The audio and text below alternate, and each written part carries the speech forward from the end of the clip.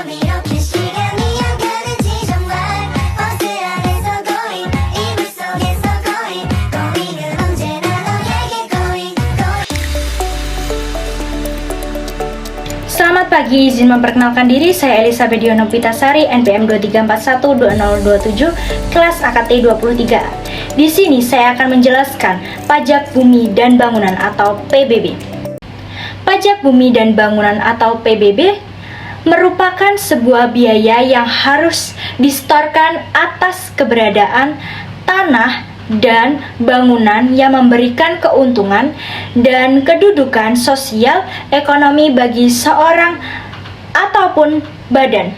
Karena pajak bumi dan bangunan atau PBB bersifat kebenaan, maka besaran tarifnya ditentukan dari keadaan objek bumi atau bangunan yang ada. Objek dan subjek pajak bumi dan bangunan atau PBB didefinisikan dari objek pajak bumi dan bangunan sendiri merupakan tanah atau bangunan yang wajib untuk dipungut pajak. Pajak bumi dalam pajak bumi dan bangunan meliputi yang pertama sawah, ladang, kebun, tanah, pekarangan, tambang. Sedangkan untuk objek bangunan dalam pajak bumi dan bangunan meliputi rumah tinggal, bangunan usaha, gedung bertingkat, pusat perbelanjaan, pagar mewah, kolam renang, jalan tol. Bukan termasuk objek bumi dan bangunan atau PBB.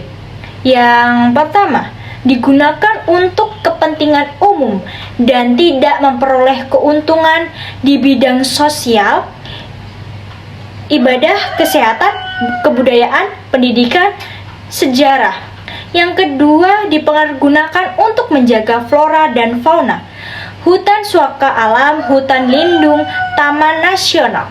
Yang ketiga, dipergunakan oleh perwakilan negara atau organisasi internasional, konsulat kedutaan.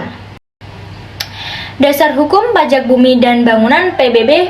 Pajak bumi dan bangunan pada dasarnya diatur dalam beberapa undang-undang di Indonesia, yaitu Undang-Undang Nomor 12 Tahun 1994 tentang perubahan atas Undang-Undang Nomor 12 Tahun 1985 terkait pajak bumi dan bangunan yang mengatur semua tentang pungutan atas pajak bumi dan bangunan.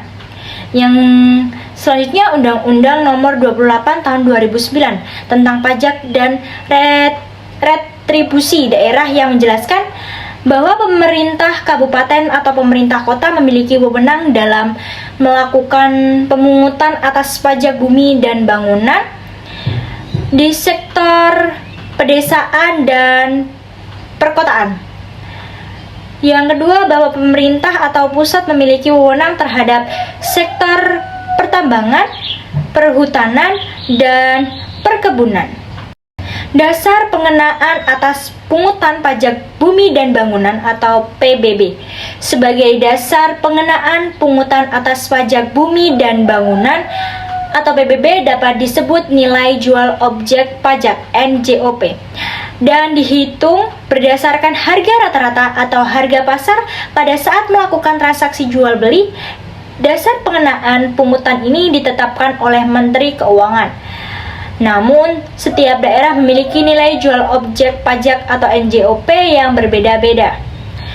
Dikarenakan adanya pengaruh dari beberapa dasar penetapan untuk objek bumi dan bangunan, yaitu yang pertama, badan yang digunakan dalam pembangunan tersebut, yang kedua letak, yang ketiga rekayasa, yang keempat kondisi lingkungan, yang kelima pemanfaatan, yang keenam peruntukan.